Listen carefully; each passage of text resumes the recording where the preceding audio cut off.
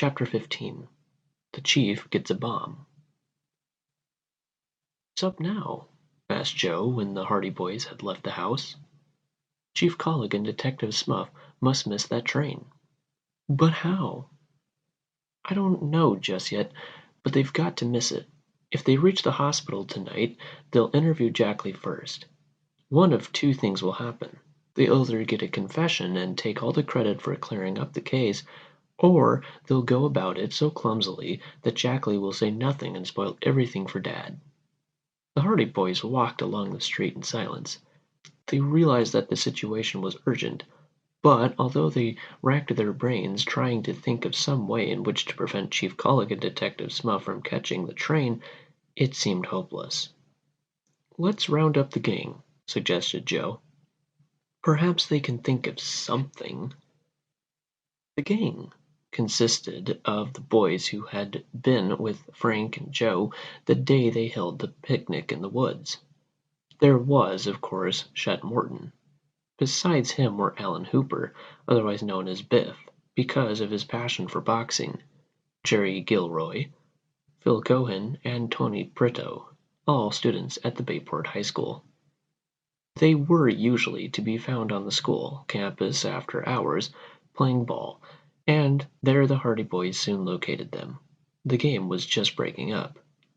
"Pickers," grunted Chet Morton when he saw the Hardy Boys approaching. "You wouldn't play ball when we asked you to, and now you come around when the game's all over." "We had something more important on our minds," replied Frank. "We need your help." "What's the matter?" asked Tony Brito.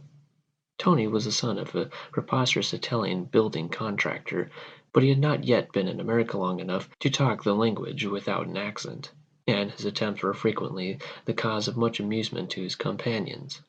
He was quick and good-natured, however, and laughed as much at his own errors as anyone else did. "Chief Colligan and Detective Smuff are butting into one of Dad's cases," said Frank. "We can't tell you much more about it than that, but the whole thing is that they mustn't catch the 7 o'clock train." "What do you want us to do?" asked Biff Hooper. "Blow up the bridge?" "We might lock Colligan and Smuff in one of their own cells," suggested Phil Cohen. "And get locked in ourselves," added Jerry Gilroy. "Be sensible. Are you serious about this, Frank?" "Absolutely. If those two catch that train Dad's case will be ruined. And I don't mind telling you it has something to do with Perry Robinson." Chet Morton whistled. "Aha! I see now. The Tower affair. In that case, we'll see to it that the 7 o'clock train leaves here without our worthy chief and his equally worthy, although dumb, detective."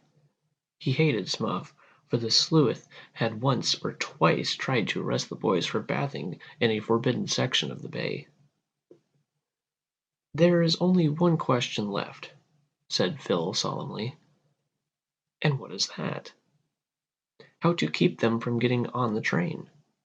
"Get your brains to work, fellows, if you have any," ordered Jerry Gilroy. "Let's figure out a plan." A dozen plans were suggested, each wilder than the one before. Biff Hooper was in favor of kidnapping the chief and his detective, binding them hand and foot and setting them adrift in the bay in an open boat. Phil Cohen suggested putting the chief's watch an hour ahead. That plan, as Frank observed, would have been a good one but for the little difficulty of laying hands on the watch. Chet Morton thought it would be a good idea to start a fight in front of the police station just as Colligan and Smuff were about to leave for the train. The possibility that they might all land in jail as a result made the suggestion unpopular. "If we were in Italy, we could get the Black Hand to help," said Tony Brito. "The Black Hand," declared Chet. "That's a good idea." "We got no Black Hand Society in Bayport," objected Tony. "Let's get one up. Send the chief a Black Hand letter warning him not to take that train. And if you ever found who wrote it, we'd all be up to our necks in trouble," pointed out Joe. "I'd like to put a bomb under his old police station." "Fine idea," applauded Tony. "Where'll we get the bomb?" "Leave it to me," announced Chet Morton mysteriously. "I'll get a bomb. I'll guarantee to keep the chief in town." "Not a real bomb?" asked Frank. "Why not?" said Chet. "Listen to me." Chet proceeded to lay forth his plan in a stealthy whisper. It was received with chuckles and murmurs of admiration. His companions clapped him on the back, and when he had finished the boys hastened down the street toward the Hardy home. In the rear of the house was a garage and old barn. In the barn was a gymnasium that the Hardy boys had fitted out for themselves, and here was the usual collection of old toys, footballs, broken baseball bats, and such paraphernalia to be found wherever boys store their churnest possessions. Frank groped about among the rubbish in one corner until at last he rose with an exclamation of triumph, holding aloft a shining object. "It's here," he said. "Let's get busy. There's no time to lose." An old box was quickly produced, and in it the shining object was placed. The box was then carefully wrapped up, and in a few minutes the boys left the barn, Tony carrying the package under one arm. Not far from the Bayport police station was a fruit stand over which presided an Italian by the name of Rocco. He was a simple, genial soul who believed almost everything he heard, and, like most of his countrymen, he was of an excitable nature. Toward Rocco's fruit stand the boys made their way. Rocco was sorting over his oranges when they approached. Tony, with the box under his arm, hung in the background, while Chet stepped boldly forward. "How much are your oranges, Rocco?" he added. Rocco, with much explanatory waving of arms, recited the prices of the various grades of oranges. "Too much. There's a fellow at another fruit stand on the next street sells them a nickel a dozen cheaper." "He no can do," shrieked Rocco. "My price is the low." Then, angered by this reflection on the prices of his wares, he burst into a lengthy explanation of the struggles confronting a poor Italian trying to get along in a new country. He grabbed Chet by the coat collar, dragged him into a corner of the fruit stall, bade him inspect the fruit, gabbled off prices, and generally worked himself into a state of high indignation. In the meantime Tony Prideaux made good use of his time to shove the mysterious package under the front of the stall. Then he joined the other boys, who had screened his movements by gathering about Rocco. "You'll have the Black Hand after you if you keep on charging such high prices. That's all I can say," declared Chet as the boys moved away. "Pooh! What do I care for de Black Hand? No frighten me," said Rocco bravely, but he gulped when he said it, and there was no doubt that the shot had gone home. It was now after 6 o'clock, and the boys decided that in the interest of their plan they would have to brook the parental wrath by being late for supper. Frank had assumed that Chief Collig and Detective Smuff would be leaving to catch the train at about 10 minutes to 7, so shortly after 6:30, Phil Cohen, who had remained in the background during the interview with Rocco, walked smartly up to the fruit stand again. The others were viewing the scene from around the corner of a nearby building. "Banana," said Phil briefly, tossing a nickel on the counter. When he had received the fruit he began to eat it, at the same time chatting with Rocco. "What you think?" snickered the Italian. "Some boys come here a while ago and say de Black Hand think I charge it too much for de fruit." "Well, you do charge too much, Rocco. Everybody says so. I sell the fruit at a good price." Phil turned aside and at the same time accidentally knocked an apple to the ground. He bent to pick it up, Rocco eyeing him narrowly in case he tried to slip it into his pocket.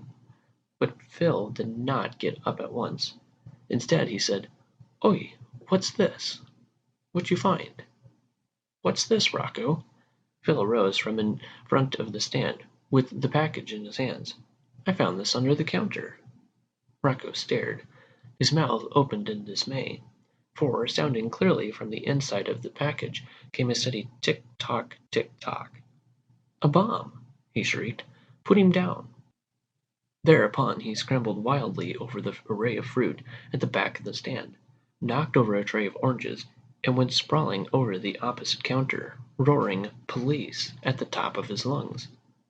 Phil, with a fine imitation of fright, put the package on top of the counter and fled. Rocco, in his white apron, was dancing about in the middle of the street yelling, "Bombs! Police! To Black Hand!" Then, suddenly, fearing that the supposed bomb might explode at any moment, he whirled rapidly about and raced down the street away from the stand, in the general direction of the police station. He reached the doorway just as Chief Colleague and Detective Smuff were leaving for the train. Panting with fear and excitement, Rocco implored them to save him from the Black Handers, who had put a bomb under his fruit stand. "De bomb! She go tick-tock!" he wailed. "She blow de stand into de little piece." "A bomb!" exclaimed Chief Colleague. "Surely not in Bayport." "I always thought there was Black Handers around here," said Smuff. "She blow up de fruit stand. Come queek!" Chief Colleague and Detective Smuff followed Rocco to the corner. Then they peeped around until they could see the deserted fruit stand, with the package on the counter. "You say it goes tick-tock?" "Just like de clock." "Must be a bomb, all right," said Smuff. "They run by clockwork."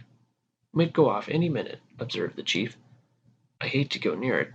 Smuff, you go and pour a pail of water over it." "Me?" "Yes, you. You're not afraid, are you?" "No, I'm not afraid," muttered Smuff, mopping his brow. "But I got to think of my wife and family." "Coward," said the Chief. "I'd do it myself, only it wouldn't be right, seeing I'm your superior officer. Bad for discipline." The worthy officers stared at the package on the fruit stand counter while Rocco danced with impatience. Neither Colleague nor Smuff dared approach closer, but they realized something must be done. "Where's Riley?" asked the Chief at last. "Out on his boat around the corner." "Get him."